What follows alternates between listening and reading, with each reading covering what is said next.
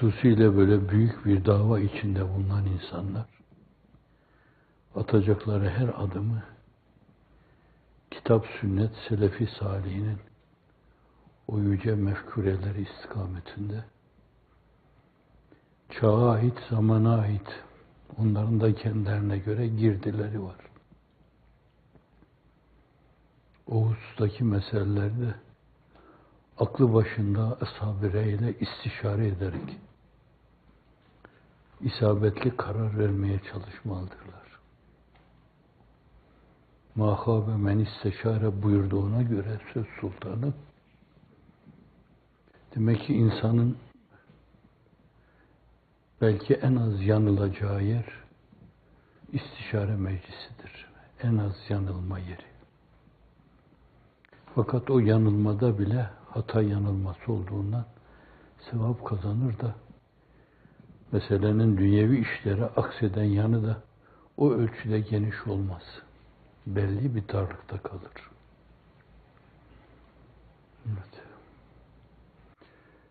Büyük işlere talip olmuş insanlar, nedir yani talip olduğumuz şey? Keşke sevdiğimiz sevse kamu halkı cihan, sohbetimiz hemen sohbeti canan olsa. Az değişik ifade ettim. Her yerde zat-ı üluhiyete karşı bir gönül alakası uyarma. Her yerde Efendimiz'e karşı sallallahu aleyhi ve sellem saygı uyarma. Tavır ve davranışlarımızla ona karşı antipati uyarmamaya dikkat etme. Onu kendi derinliği, kendi güzelliğiyle gösterme. Onu bir insanlık abidesi olduğu olarak, insanlık abidesi olarak ortaya koyma. Allah öyle koymuş. Allah öyle ortaya koymuş. Sizin de ona vefalı olmanız lazım. Nedir yani dünyaya duyurmak istediğiniz şeyler? Bu temel kriterlerin süzgecinden geçmiş gelenekleriniz, ananeleriniz var. Bunlar bir yönüyle dini mahiyet arz eden hususlardır. Ferdi hayatınızdan ailevi hayatınıza kadar, içtimai hayatınıza, ticari hayatınıza, iktisadi hayatınıza kadar her şeyde cereyan eden gelenekler, ananeler, töreler vardır. Fakat bunlar bir yönüyle dinin temel disiplinleriyle belki elenmiş, 50 defa incelenmiş, refere edilmiş şeylerdir. Dolayısıyla dünyaya bunları duyurmak istiyorsunuz. İşte bunları duyurmak isterken bazen çok küçük bir hata, furuata ait bir meselede bir yanlışlık usulü temelinden yıkar götürür. Esası temelinden yıkar götürür. Onun için hizmeti imaniye, Kur'aniye, milliye, gayri ciddiliğe tahammülü olmayan şeylerdir. Dairenin genişliği nispetinde insanlar bu türlü durumlarda yaptıkları hatalar o kadar büyük olur. Fakat sizin bir gaye-i hayaliniz var. Bunu Hazreti Piri Mugan, Ziya Gökalp'ın mefkuresi yerinde kullanılmış. Daha doğru bir ifade. O da idealin yerinde mefkure tabirini kullanmış. Fransızcadan alınma kelime. Gaye-i hayal. Bir şeye gönül vermiş, dilbeste olmuşsunuz. Olsun diyorsunuz. Yatıp kalkıp hep onu diliyorsunuz. Yatarken dua ediyorsunuz. Bir yönüyle kendi adınıza dua edeceksiniz. Dilimin ucuna geldi, dilimin ucuna kadar geldi. Kim bilir belki de cennete girme gibi bir şey dua edecektiniz. Allahümme edkhinnel cennete ma'al ebrar bi şefaati nebiyyikel muhtar ve âlihil athar ve ashabihi ve etbâihi ve etbâihil ahyar deyin. Daireyi geniş tuttuk biraz. Tam bunu diyeceğin zamanda fakat o meseleye öyle bağlanmışsın ki yani sen cennete girmen mevzu o anda bağlandığın mesele o meseleyi sana unutturuyor. Bu defa birdenbire dilinden dökülen kelimeler Allahümme âli kelimetallah ve kelimetel hak ve dinel İslam. ve isme Muhammedin sallallahu aleyhi ve sellem fi kulli enha'il alem ve fi kulli nevahil hayat. Allah'ım yüce İslam dinini her yerde ilah eyle. Dalgalandığı gibi dalgalansın, bayrak gibi, şehval gibi. Herkes baksın, ona imrensin. Bir yönüyle o mefkureye karşı daireleri, kabulleri ölçüsünde onun etrafında halakalar teşkil etsin. Bazıları best desinler, olsa bu olur. Bazıları ya bu da olabilir. Bazıları ya olabilire benziyor. Bazıları buna ilişmemek lazım. Çünkü çok rahatsız edici bir yanı yok. Bazıları daha ötede, bazıları daha ötede, bazıları daha ötede. Fakat herkes belli ölçüde ona karşı bir alaka duyuyor. Bunların hepsi sizin hesabınıza birer kazanımdır. İşte gaye-i hayal bu. Bu meseleyi nihai noktaya kadar değerlendirme meselesine gelince o tamamen meşiyeti ilahiyeye vabestedir. Allah dilerse olur, murat buyurursa olur, kudreti taalluk ederse olur. Ama sizin için olacak şey nedir? Siz o yüksek gayeyi hayale dilbeste olmuşsanız, her yerde onun buyurduğu gibi benim namım güneşin doğup battığı her yerde bir bayrak gibi dalgalanacak, duyurulacaktır buyurmuş. Siz de buna kilitlenmişseniz, başka bir şey düşünmüyorsanız, hatta bazen evinizin yolunu unutuyorsanız, çünkü asıl gaye-i hayal o. Esas unutulmaması gerekli olan o. Veya her yerde yad edilmesi gerekli olan o. Onun yad edilmesiyle dünyanın çehresi değişecek. Geçen de bir münasebetle levhalardaki bir sözü arz etmeye çalıştım. Onun viladeti, doğumu, insanlığın yeniden doğumu demektir. O olmadan evvel insanlık konumunun farkında değildi. Ne Allah bilir, ne peygamber bilir, ne efali ilahi bilir, ne asari ilahi bilir, ne sıfatı subhaniye bilir, ne esma ilahi bilir, ne zat-ı baht bilir, bilmezdi. Bu bilinmezleri o talim etti. Ve dolayısıyla biz yeniden insan olduğumuzu idrak ettik. İnsan, insan olduğunu idrak edeceği ana kadar insan değildir. Allah ahsen-i takvim ve mazhar yaratmış ve onu da iman ve ameli salihe bağlamış. Yoksa çukuru gösteriyor. Esfeli safilin diyor. لَقَدْ خَلَقْنَا الْاِنْسَانِ ف۪ي اَحْسَنِ takvim ثُمَّ رَدَدْنَاهُ esfele safilin. Çukurların en derinine, esfellerin en esfeline. Çünkü iki yönüyle insanın öyle bir çukura düşme ihtimali vardır. Bir atalet, iki oraya kendini düşürebilecek menfi fiillerde bulunma. Bir kurtuluş yolu vardır, kanadı vardır. O da Allah'a iman ve aksiyon. Bir şansa sahipsiniz orada. Şimdi evvela لَقَدْ خَلَقْنَا الْاِنْسَانِ فِي اَحْسَنِ تَقْوِيمٍ ثُمَّ رَدَدْنَاهُ اَسْفَلَ سَافِلِينَ اِلَّا الَّذ۪ينَ آمَنُوا وَعَمِلُوا الصَّالِحَاتِ. Kur'an-ı Kerim'de şu anda sayısı aklımda değil. Bilmem ne kadar yerde, belki 100 yerde iman, ameli salih. İman, ameli salih. İman, ameli salih. Üstad Necip Fazıl iman ve aksiyon demiş ve bir konferansa mevzu yapmıştı bunu. Evet. İnsanlığın iftihar tablosu esasen onun viladeti dedim. İnsanlığın yeniden kendi insanlığını idrak etmesi, konumunu idrak etmesi açısından doğumu demektir yani.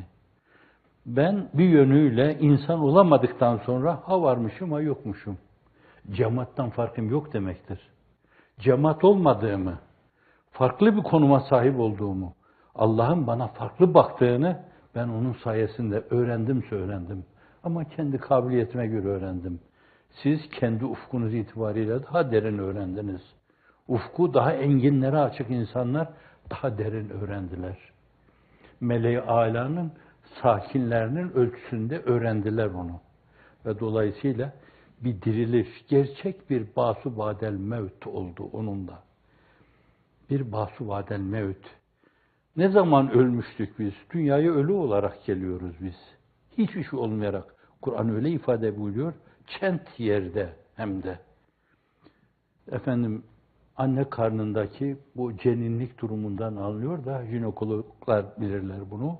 Geçirdiği safhalar itibariyle dünyaya gelmeye, sonra çevresi itibariyle öğrendiği şeyleri öğrenmeye kadar hiçbir şey olarak dünyaya geliriz. Fakat dünyaya geldikten sonra ortam ve işte o yüce mesaj, onun mesajı bize ne kadarı geliyorsa şayet, alfası mı, bettası mı, gaması mı geliyor, ne kadarı geliyorsa o kadar istifade ederek o kadar kendimizi idrak etmiş olur. Konumumuzu belirlemiş oluruz Allah'ın izniyle. Bu açıdan o bizim için her şeydir. Onun sevdirilmesi de tanıtılması şöyle böyle. Hangi seviyede olursa olsun bunların hepsi onun hesabına bir kazanımdır. Men kâle la ilahe illallah Muhammedur Resulullah onun lazımıdır. O mezum. Bir insan böyle bir mesajda bulununca kendi kendine onun gibi Hazreti Sadık-ı Masduk bir şey söyleyemez. La ilahe illallah diye cennete girer diyor. Kim böyle bir şey söyleyebilir? Muhammedur Resulullah denen zat. Hazreti Ahmed-i Mahmud-u Muhammed denen zat. Sahih hadis kitaplarında da öyle buyuruyor. Bir kısım kardeşlerimiz bu meseleyi serrişte ederek baksana yahu imanı böldü, parçaladı bu adam. Sadece meseleyi la ilahe illallah'a bağlıyor. Yahu ben değil. Onu o sözün sahibi, söz sultanı söylüyor. O meselenin esprisi de burada. Öyle ciddi bir bişarette bulunan bir insan, olmadığı zaman öyle bir tahsirde bulunan bir insan, kendi heva ve hevesine göre konuşmaz ki. O bir vazifeli, o bir muvazzaf. Dediği şeyin, söylediği 3 tane kelimenin bir tek harfinde yanlışlık olduğu zaman sama gürler, o ikaz edilir. Öyle değil sevdiğim, bu böyledir der. Dolayısıyla men kâle la ilahe illallah dehalel cennet. Sahabe-i kiram efendilerimizden geliyor, rahle-i tedrisi önüne çöküyor. La ilahe illallah Muhammedur Resulullah diyor. Bir savaşa gidiş esnasında ve sonra da o iş başlıyor. Bir tek namaz kılmadan orada şehit düşüyor. Namaz kılmadan şehit düşen ve düşen şehit düştü. Ama ne düştü? Nereye düştü? Cuk diye cennetin göbeğine düştü. Namaz kılmadı, oruç tutmadı, dinin esasatına dair bir şey öğrenmedi. Ama o mübarek kelimeyi söyledi. O anahtarla cennetin kapısını açtı. La ilahe illallah Muhammedur Resulullah kapı açıldı. O da bağışlayın cuk diye içeriye girdi. Bunun gibi. Bu açıdan o şehbalın dalgalanması kimin üzerinde ne ölçüde tesir icra ediyorsa siz buna dilbeste olmuşsanız dilbeste Farsça kelime dil gönül demek. O da öbürde bağlanma demek. Gönül bağlamışsanız şayet. Kendiniz için meselenin olmazsa olmazı haline getirmişseniz şayet. Çok geniş bir şey. Nasıl yaparız bunu? Gayeyi hayal yapmışsanız şayet bunu. Sizin o mevzuda yaptığınız şeyler meselenin tamamiyetinin size kazandırdığı sevabı kazandırır. İnnemel a'malu binniyat ve innemâ likulli imri'in mâ nevâ. Femen kâne hicretü lillahi ve rasûlî fe hicretü lillahi ve rasûlî. Buhari'nin 1. hadisi. Hazret bakarken ihlasına binaen. Burada evvela bu niyet hadisi şerifini zikrediyor. Niyetül mümini hayrun min amelihi deniyor. Bu amelin hayrı yok demek değildir. Hayır kelimesi ismi tafdil. Müminin niyeti amelinden daha hayırlıdır. Çünkü niyette esasen bir genişlik, bir vüs'at vardır. Ve mevzuya bir misal olarak daha arz edeyim ben. Yatsı namazını kılıp sabah namazına kalkma niyetiyle yatağa giren, yatıyorsun. Sağ yanına yatıyorsun, sol yanına yatıyorsun, sırt üstü yatıyorsun, başka şeylerle meşgul olarak da yatıyorsun. Ama akşam yatarken sabah namazına kalkacağım. Bir de daha bir derin bir şeye kalkma niyeti varsa teheccüde kalkacağım. Bir hacet namazı kılacağım.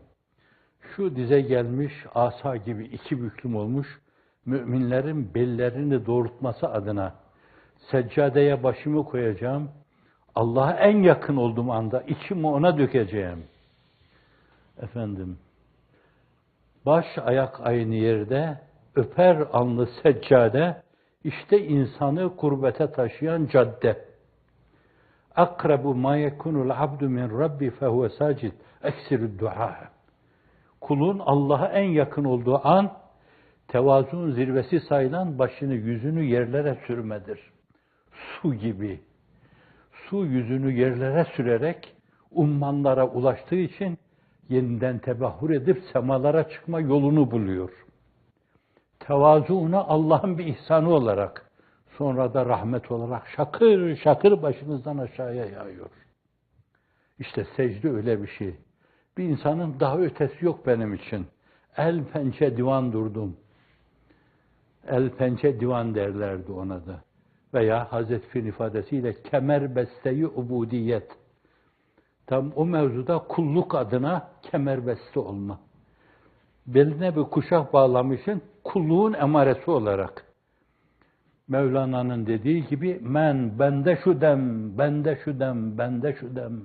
Men bende behidmeti tu ser efkende şu dem. Her bendeki azad şevet, şad şevet. Men şad ezanem ki tura bende şu dem. Kul oldum, kul oldum, kul oldum diyorsun böyle. Sonra eğiliyorsun. Hayır, bu ayakta durma yetmez. İki büklüm asa gibi iki büklüm olmak lazım. Sonra adeta kalkıp hani görüyor gibi yapma. Görülüyor olma mülahazasını ortaya koyma. Efendim Cibril hadisinde el iman vel İslam vel ihsan. Mel ihsan diye soruyor. En ta'budallaha keenneke terahu fe in lem tekun terahu fe innehu yarak. İhsan şudur. Allah'ı görüyor gibi kulluk yapma. Sen onu görmeyebilirsin. O seni görüyor ya. O mülahaza. Adeta başını o mülahazayla kaldırma. Semiallahu limen hamide. Allah hamd edenin hamdini işitir. Hamd ediyorsun fakat onun işitildiğini de aynı zamanda ilan ediyorsun. Ey her şeyi işiten, semi, garip, basir, benim Rabbim. Ya mücibe davat. Semiallahu limen hamide diyorsun. Adeta orada cevap almış gibi bu defa esasen benim yapacağım şey tamamen yüzüstü kapanma senin karşında yerlere kadar. Başını secdeye koyduktan sonra da Allahümme leke secettu ve bike amentu ve leke essemtu secede veçhillahi lezi halakahu ve şakka sem'ahu ve basarahu tebârekallahu ahsenul hâlikîn. Bakın bir kere daha tebârekallahu ahsenul hâlikîn. Sen beni öyle bir mahiyette yarattın ki vücudum, mafsallarım filan karşında kulluk yapmaya göre sanki beni programlamışsın. Evet, insanın vücudunda 300 kadar küsur mafsal söylemiş sahibi şeriat, söz sultanı. Günümüzdeki anatomistler de bu meselenin milimine aynen olduğunu ifade ediyorlar. Tam adeta sen beni senin karşında eğilmem için, sen beni senin için oruç tutmam için, sen beni hacca gitmem için programlamışsın. Böyle. Onun için ben bunları duyarak senin karşında başımı yere koyuyorum. Evet, baş ayak aynı yerde, öper alnı seccade, işte insanı kurbete, Allah'a yakınlığa taşıyan kestirme cadde, kestirme cadde. Ulaşıyorsun orada ve orada içini döküyorsun. Onun için buyuruyor Hazreti Söz Sultanı.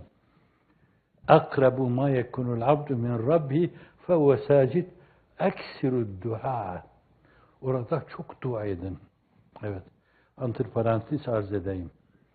Şimdi öyle çok dua edilecek konu var ki vallahi hani ben sizin seviyenizde değilim esasen. Ben sizin içinizde bulunmanın avantajlarını öbür tarafta yaşayacağımı zannediyorum. Kalpleriniz temiz inşallah, çehreleriniz gibi.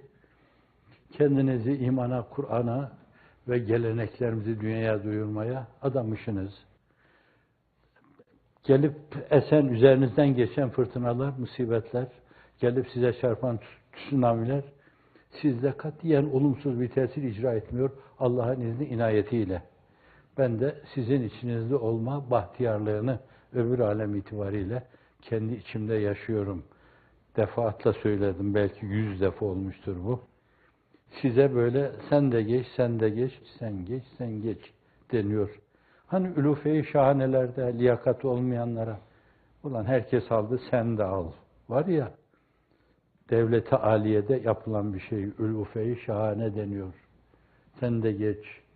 Kıtmir kendini düşünürken böyle, sen geç, sen geç, sen geç diyor bunlar geçen de. Sen de geliyorsun. İşte geçen de arz ettiğim gibi dönüp bir geriye bakıyorsun. Olumsuz yere sürükleyin şunu. Hayır, madem bunların içindeydi o da, lan sen de geç, yaramaz çocuk. Sen de geç. Kendine böyle baktım. Birilerini bu mevzuda mübalağa yapıp, hüsnü zannani ileriye götürerek, farklı şeyler söylemeleri, farklı şekilde görmeleri, onlar Kıtmir'i hiç alakadar etmez. Kıtmir'i alakadar etmeyen şeyler bence şöyle böyle okumuş, diploma sahibi olmuş, hatta kariyer yapmış insanlar, gönül isterdi ki onları da alakadar etmesin. Fakat şeytan kullandı. Şeytan Kabil'i kullandığı gibi kullandı. Şeytan yeniden bir kere daha Faust Mefisto oyunu oynadı oyununu. Toy Mefisto bir kere daha aldandı. Başımızı yere koyup bu işle şöyle böyle menfice uğraşan insanların hidayeti için ve aynı zamanda bu işe dilbeste olmuş insanların da kuvve-i maneviyeleri kırılmadan, sarsılmadan bu işi devam ettirmeleri için bence anneniz, babanız, çocuklarınız, eşiniz öldüğü zaman ne ölçüde bir duyarlılık atmosferi içine girer, ağlarsınız. Bence o ölçüde gözyaşı dökerek, Ya Rabbi ne olur, yaptığım bu şeyi zalimlere yıktırma, fasiklere yıktırma, hazımsızlara, hasitlere yıktırma Allah'ım diye dua etme. Böyle şeyler, güzel şeyler yaptıklarından dolayı mağduriyete, mazlumiyete, mehcuriyete, mahrumiyete maruz kalan insanlar, onları da maruz kaldıkları bu şeylerden halas eyle diye. Arkadaşlardan bazıları dua ediyorlar. Allahümme itlaka serahi ihvanina ve ahavatina ve astıkaina ve sadaikina ve ahbabina ve ahibbaina el-mazlumin, el-mağdurin, el-mahcurin, el-mevkufin, el-mustantakin, el-müttehemin bil-irhab. Allahümme itlâka sarâhi haulâi tuğnînâ be en itlâkı sarâhi men sivâk.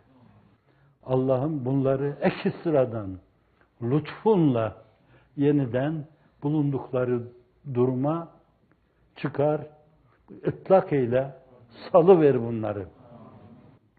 Başını yere koy, birinci mesele gibi bunlar için yalvar. Allahümme velayeten tuğnînâ biha en tevliyeti men sivâk. Allah'ım bize dostluğunu lütfeyle ve başkalarına yalakalık yapmadan bizi muhafaza buyur. Allah'ım bizi kendine dost eyle, başkalarına kim olursa olsun, Şeddat olsun, Nemrut olsun, Firavun olsun, Saddam olsun, Gazzafi olsun, başkalarına yalakalık yapma, zilletine bizi maruz bırakma. Amin. Evet, fereç, insan olumsuz bir şeye maruz kalınca ondan sıyrılması, o işin dışına çıkması demektir.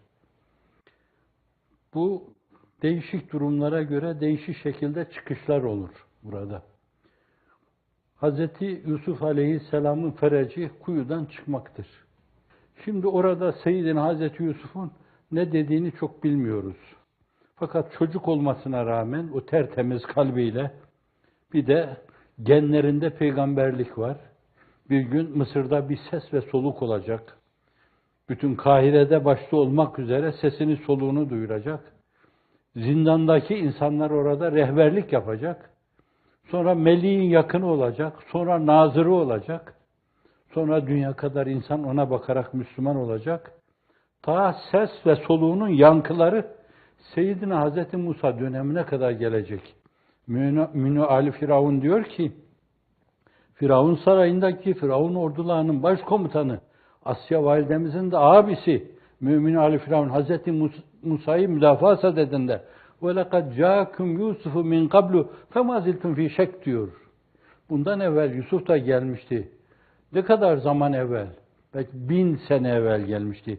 Siz o zaman bile şek ve şüpheden bir türlü sıyrılamamıştınız. Ta o döneme kadar sesi soluğu ulaşıyor. O kuyunun dibinde esas bir şeye maruz kaldı. Fakat bir fereç talebinde bulundu. Yunus İbni Metta'nın fereç istemesi, o da işte balığın dişleri arasında veya karnında yuttu diyor. La ilahe illa ente subhaneke inni kuntu minez zalimin. Efendim halini arz etme, niyazda bulunma. Ya Rabbi ben kendime zulmettim. Halini arz etme bu. Şunu yap bunu yap değil yani. Halini arz ediyor. La ilahe illa ente subhaneke inni kuntu minez zalimin. Lemalarda bu mesele hususi Hazreti Piri Mugan tarafından üzerinde duruluyor. Bildiğiniz gibi onun yalvarıp yakarması da böyle bir şey. Eyüp Aleyhisselam bu da yine lemalarda. Bu da tepeden tırnağa yara bere içinde oluyor. Hatta menkibelerde rivayet edilen vakası itibariyle Hazreti Pir diyor yani. Menkibe öyle. Diline ve kalbine de yaralar isabet ediyor. Bir yönüyle latife-i Rabbaniyesi müteessir oluyor. Onu dinlendirecek dili. Esas dil o Farsça. Bu lisan Arapça, o da Arapça. Efendim, dolayısıyla bu onun tercümanı olması itibariyle kıymet ifade eder. Ona tercüman olmadığı sürece lafı güzaf yaptığı her şey. Bu iki şeye yara bere isabet edince edeceği şeyi edemediğinden dolayı o da inni messeniyeddur. O Rabbi de ilave ediyor. Çünkü Cenab-ı Hakk'a nida ediyor orada. Demek ki Rabbi dedi yani. İnni messeniyeddur. Sad suresinde de inni messeniye şeytanu bi nusbin ve azab. Şeytan bana dokundu diyor orada. Nefsini biraz daha aşağıya alarak orada suçlayarak, sorgulayarak peygamber adabı niyazda bulunuyor. Onun da maruz kaldığı şey farklı bir şey, böyle bir şey oluyor. Seyyidina Hazreti Musa'yı demeden de geçmeyelim. Efendim, Firavun ordularıyla arkadan gelince arkasındaki insanlar, takılmış demeyeyim, ittiba etmiş insanlar. Onunla beraber gidilecek yere gitmeye karar vermişler. İşte geldiler, yakalayacaklar falan. Paniğine, telaşına kapılıyorlar. İnne mahiye Rabbi seyehdin. Rabbim bizimle beraberdir ve mutlaka bize bir yol gösterecektir. Karşılarına ırmak çıkıyor, deniz çıkıyor. Arkada da düşman. Efendim, Tarık bin Ziyad'la alakalı yazılan bir romanda İspanya'ya geçtiğinde karşılarında koskocaman 100 binlik bir ordu görülüyor. Arkalarında da deniz. Denizi geçtikten sonra da Cebeli Tarık Boğazı'nı geçtikten sonra da esasen Herkül Burcu. Geçtikten sonra da gemileri yaktırmış ki kaçma duygusu, geriye çekilme duygusu kalmasın. Romanı yazan diyor ki ordusuna şöyle seslendi. Önünüzde deniz gibi bir düşman, arkanızda da düşman gibi bir deniz. Ya geriye kaçıp boğulacaksınız veya ileriye gideceksiniz. Endülüs'e girme imkanı olacak.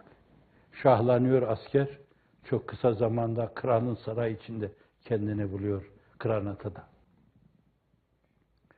Evet, Seyyidina Hazreti Musa da inne ma'ye Rabbi seyehdin. Rabbim bizimle beraberdir. Hiç şüpheniz olmasın. Mutlaka bir yol gösterecektir. Ezdrib asakel bahre diyor. Asanı denize vur diyor. Şak oluyor. Onlar geçiyor.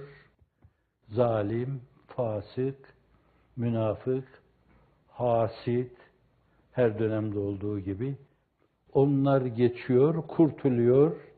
Arkadan gelenler boğuluyor, belasını buluyor. Hep öyle olmuştur. Onlar geçecek, kurtulacak. Onlara zulmedenler gelecek, belalarını bulacak. Evet. Şimdi bakın şartlara, zamana göre Durumlar, hadiseler farklı, sıkışmalar farklı. Dolayısıyla da fereç, mahreç talepleri farklı. Biz de dua ederken ondan mülhem. Allahümme ec'allena ferecen ve mahreca. Allah'ım bize bir fereç, bir çıkış yolu, bir mahreç ihsan eyle diyoruz. Şimdiki hadiseler o günkü hadiseler gibi değil. Yani siz Kabe'ye gidiyormuşsunuz. Bir yönüyle hacca gideceksiniz. Kabe'yi tavaf edecek. Ravza-i Tahire'ye gidecek. Muvaceheye yüzler süreceksiniz. Birdenbire 40 haramiler önünüzü kesmiş burada. Mallarınızdan mülklerinize el koymuş. Çok olmuş bu tarihte, böyle olmuş. Mallar mülke el koymuşlar. Çırılçıplak kalmışsınız. Elbiselerini bize almışlar. Hayvanların sırtındaki ihramlarınızı bile almışlar yani orada. Ya hacca gireceğiz, harem sınırları içine girdiğimizde ihrama gireceğiz ama fakat ihramı da aldılar bunlar, haramiler falan. Böyle bir şeye maruz kalmışsınız orada. Şimdi o zaman Cenab-ı Hakk'a teveccüh keyfiyeti herhalde farklı olacak. Selullaha min fadlihi. Allah'ın isteyeceğinizi Allah'ın fazlından isteyin. Allah'ın fazlı Cenab-ı Hakk'ın eki sıradan lütfu demektir. Hani Türkçemizde Türkçe kelime zannedilir de meccanen. Bir hak dostu dediği gibi Allah'ım beni meccanen yarattın. Meccanen bu noktaya getirdin. Meccanen beni bağışla. Hani ille de bir karşılık olmasın. Biraz evvel bahsettiğim zat gibi. Yani la ilahe illallah Muhammedur Resulullah. Buyur sen de onlarla beraber gir. Allah'ın fazlı bu. O fazla işret sadedinde Efendimiz buyuruyor ki ashabına, Allah'ın fazlı olmadan hiç kimse cennete giremez. Sen de mi ya Resulallah? Ben de Allah'ın fazlı olmayınca giremem. Ben de. Bir şeye dikkati çekiyor, muktedabih olması itibariyle. Hiç kimsenin ameli, davranışı ne kadar fedakarlık yaparsa yapsın, cenneti peyleyecek kadar değerli değildir. Dünyadaki bütün hayatınız sizin, bütün ömrünüz olsa dünyada en uzun yaşayanlar şimdi herhalde 140 yaşında bir insandan bahsediyorlar. Belki 2 tane insan var. Geçmişte de belki o kadar. Ebediyete nispeten buna 0 bile derseniz sizi sorgularlar. Niye yalan söylüyorsun diye. Ebediyete nispeten 0 ifade etmez bu. Onun için yine Hazreti Pir buyuruyor ki, dünyanın binlerce sene mesudane hayatı cennetin 1 dakikasına mukabil gelmez diyor. Bir de onun üstünde ayrı bir şey var ki, cennetin de binlerce sene mesudane hayatı 1 dakika rüyeti cemaline mukabil gelmez. Onun cemali ve kemalini görmeye. Şimdi o zaman senin amelin hiç durmadan, uyumadan, hep koşturup dursan bir köylan gibi, kalbin durasıya, zannediyorum insafına sorsalar senin, deseler ki bu yaptığın şeylerle hakikaten cennet peylenir mi? Cemalullah'a talip olunur mu?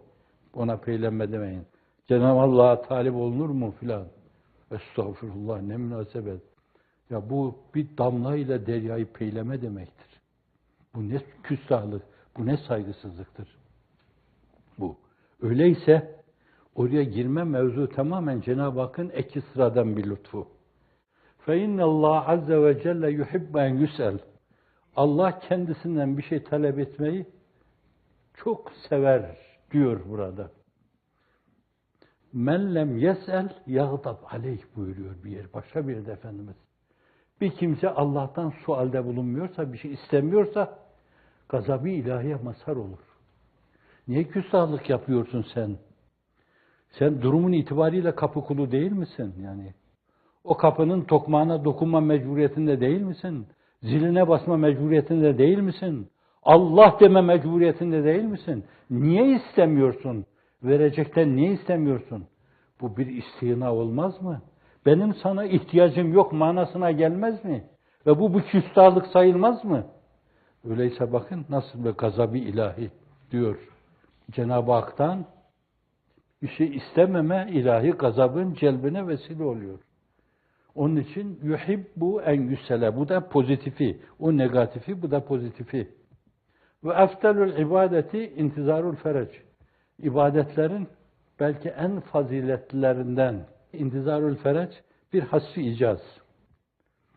Belki ibadetlerin en faziletlerinden bir tanesi de fereç, kuyuya düşmeden, balık tarafından yutulmadan, arkada Firavun ordularıyla karşı karşıya kalmadan, haramilerin gelip sizi haç yolunda soymalarından filan, bütün bunlardan sıyrılma adına esasen bir beklentiye girme, intizar. Bu da sarf iştikaklarına göre intizar iftihar babından gelir. İftihar babı mütevaat içindir. Bir yönüyle nazara kelimesinden geliyor bu. Bakacaksınız fakat o bakmayı, beklemeyi esas tabiatınıza mal edecek. Tabiatınızın derinliği haline getireceksiniz. Öyle ki sürekli bir intizar içinde, bir bekleme, bir bakma içinde olacaksınız. Fantaziru inna muntazirun Kur'an-ı Kerim diyor. Evet, siz bakın, bekleyin, intizar edin. Biz de intizar ediyoruz. Evet, intizar-ı fereç ibadetlerin en faziletlerindendir. Şimdi meseleyi bu çerçevede ele aldığımız zaman şu anda Müslümanların, İslam dünyasındaki bütün Müslümanların sizleri de onlardan ayrı düşünmek doğru değil. Sizin de maruz kaldığınız şeyler var.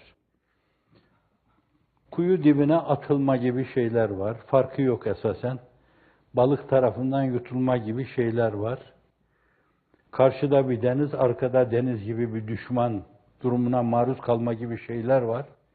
Bütün bunlar karşısında o beklemeyi, o gözetlemeyi tabiatınızın derinliği yaparak içtenleştirme, yalın Türkçe ile içtenleştirmek suretiyle hep oturup kalkıp onu bir zeban etme.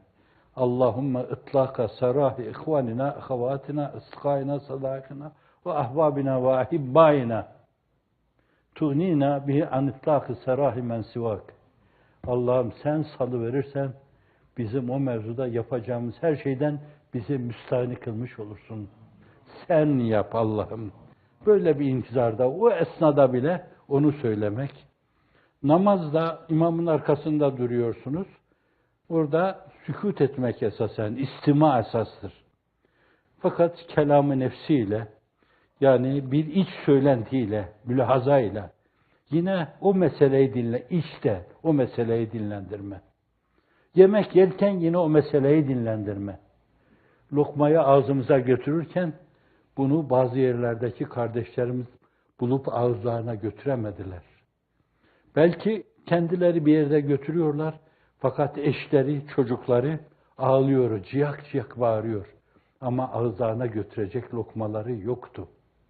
Çokları dünyanın değişik yerlerine sığındı, kamplarda yaşıyorlar. Bunların hepsi senin yolunda hizmete adanmış insanlardı. Ve bu adanmışlığı sana karşı belki en önemli bir vazife sayıyorlardı. Allah'ım kendimizi sana adadık. Boynu tasmalı senin azat kabul etmez kullarınızız. Senin namı celilini dünyaya duyurma niyetindeyiz. Azmindeyiz, kararındayız. Allah bu duygu, bu düşüncelerden bir dakika bizi mahrum yaşatmasın.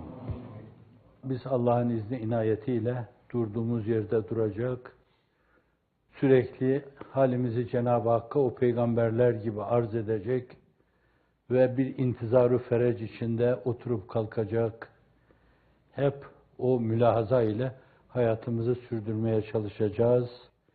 Bu niyette olduğumuz sürece, bu niyet ettiğimiz meselelerin realize edilmesiyle terettüp edecek sevaplar terettüp edecek. Başa dönüyoruz. Müminin niyeti amelinden hayırlıdır. İnnemel a'malu binniyat ve innemel likulli imri'in ma neva.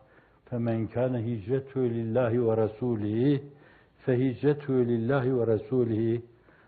Evet, kim Allah için hicret ederse, muhacir olursa, gittiği yerde mutlaka bir çeşit ansarla karşılaşır.